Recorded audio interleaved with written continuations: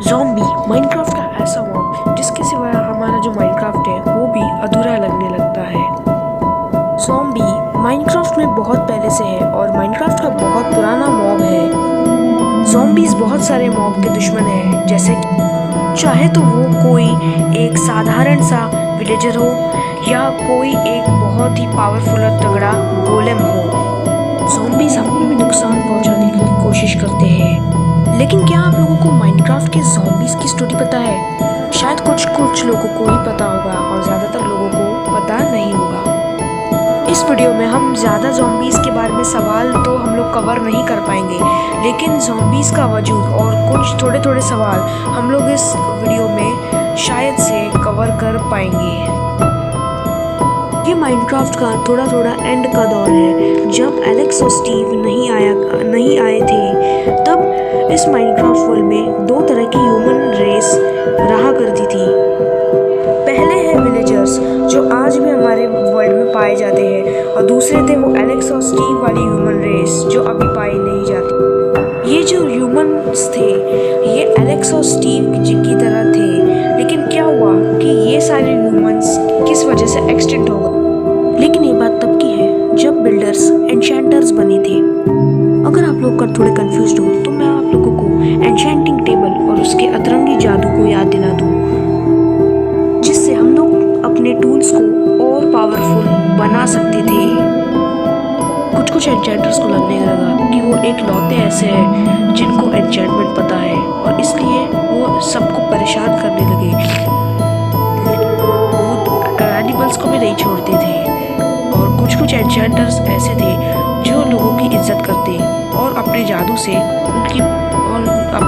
उनकी मदद भी किया करते थे। एक एन्चेंटर ने एक बिल्डर को घर बुलाया, क्योंकि उसे एक बहुत ही आलीशान घर बनाना था। लेकिन एक बिल्डर की गलती के कारण उस एन्चेंटर ने उस पर जादू कर दिया और उस बिल्डर को जला दिया। एन्चेंटर जो था वो बहुत अमीर था। उसने कुछ 10-20 बिल्डरों को बुलाकर एक बहुत बड़ी टेरिटरी अपनाई, लेकिन बाहर अलग मॉब्स थे। लेकिन एक बात उसे अजीब लगी, कुछ अलग से ग्रीन कलर के इंसान जैसे दिखने वाले उसको मॉन्स्टर्स दिखे। फिर वो जोर से भागने लगा, और फिर उसने देखा कि और बहुत सारे मॉन्स्टर्स थे वहाँ पे। तो वो कुछ समझ नहीं पा रहा था। फिर वो एक जगह पर जाकर छिप गया। वो मॉन्स्टर्स उसका पीछा कर रहे थे, लेकिन एक मॉन्स्टर ऐसा था जिसको जाना पहचाना सा लग रहा था। उसे पता चला कि वह वही बिल्डर था जिसको उस एन्चेंटर ने जला दिया था। और फिर उसको पता चला कि उसका जादू जो था, उस जादू ने उसको मार नहीं दिया, लेकिन उसको दूसरे फॉर्म में जीवन दान दे दिया। फिर उसको पता चला कि वो वही बिल्डर है। तब उसने सबको सावधान कर दिया, जो भी एन्चेंटर्स वहाँ पे थे। फिर उसने अपनी स्वॉर्ड ली और उसको मारने गया। वह कंफ्यूजन में पड़ गया कि ऐसा कैसे हो सकता है।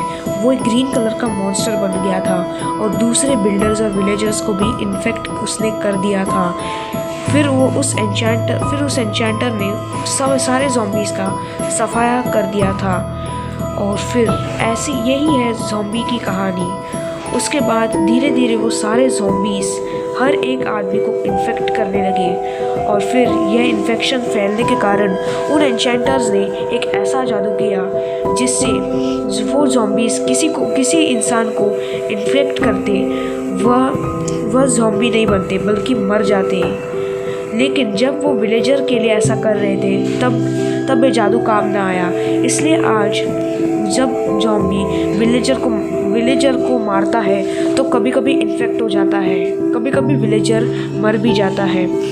तो गाइस यार, ये थी ज़ॉम्बीज़ की स्टोरी। अगर आप लोगों को पसंद आई तो प्लीज़ यार वीडियो को लाइक कर दीजिए, चैनल को कर दीजिए एक सब्सक्राइब, और सब्सक्राइब आप लोग जब करते हो तो हमें बहुत अच्छा लगता है। बेल आइकन ऑन करना मत भूलना, वरना आपको वीडियोस के नाम पे घंटा मिलेगा। तो इसलिए गाइस, मिलते हैं आप लोगों से अगली वीडियो में।